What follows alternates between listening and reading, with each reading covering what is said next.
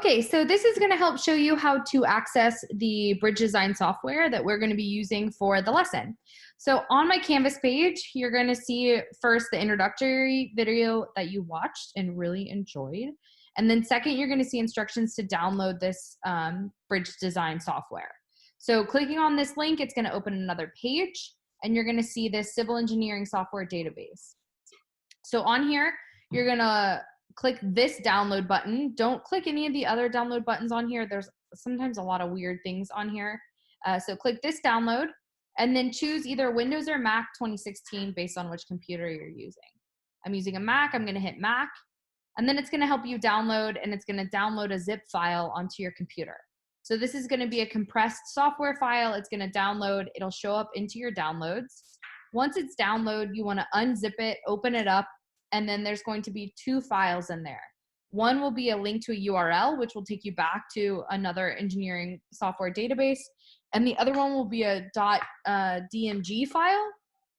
That DMG file is the one that you're gonna wanna open up, and it's gonna install this software to play the game onto your computer. So once the zip file is fully downloaded, it'll open, it'll extract itself depending on what settings you have. You might have to extract it manually. So you're gonna have downloads, and now you're gonna have the zip file as well as an unzipped file. And the unzipped file, you have that URL, and then you have the DMG. When you click on the DMG, it shows you how to install the software, and you're gonna have to transfer this application from installed to your applications. So I've already done this. It'll tell me, do you wanna redo it? So you do that, put it in your applications, and then for me, I already have it, as I said. So then go to your applications, find Bridge Designer 2016, and you're gonna open that. So when you open Bridge Designer 2016, there's gonna be some tips that it gives you.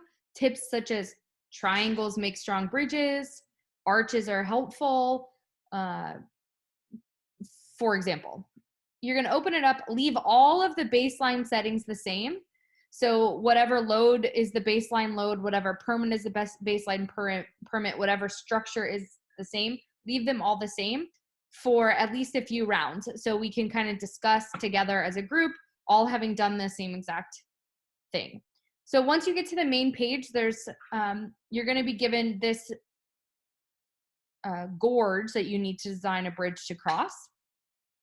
And you're gonna have this little toolbox where you can create nodes, steal members, you can select to join these members, and you can erase these members. You can also hit backspace here, and you're gonna click on if you want carbon steel, alloy steel, tempered steel. If you want solid bar, hollow tube, the size that you want, you can also make them bigger or smaller using these buttons. Up here is your running cost total. This is what you're trying to optimize. If you look over here, every time you add a new element, it'll add to this material cost. And if you want specific details about the tempered steel or the hollow bar, it gives you them in member details. Once you build your bridge using geometry, so I would say hexagons, triangles, typically triangles and trusses we see commonly in bridges, arches as well. You build your bridge by taking these nodes, selecting these nodes, adding a node, connecting them. And then you can select this green bluish button here that calls a load test animation. So when you run your load test animation, your bridge will either collapse, such as my example bridge did, or the truck will successfully drive across. To get back out of this mode, you select the button next to it, will give you back the drawing mode. If your bridge collapses like mine does, it'll help show you which members are under too much stress. You also get data about your compression and force strength, and so you need to be at a 0 in order to not be under too much stress. You can also see your loadings clicking on this little button. You can see your loads on each member.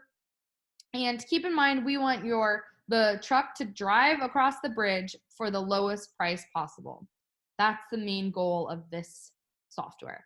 There's a lot of helpful, you can also do your load test this way. And then I think there's like a help guide somewhere. There's maybe a tips section somewhere. I'm not sure right now. So go ahead, build your bridges. I would use some of the geometric analysis that we talked about in the first introduction, right? So what's a triangle? How do you know how long these members are if it's a triangle, i.e. using the area, and basically looking at how we can use geometry to make the strongest and cheapest bridge. Okay, if you have any questions, please email me, hop on Zoom, and good luck.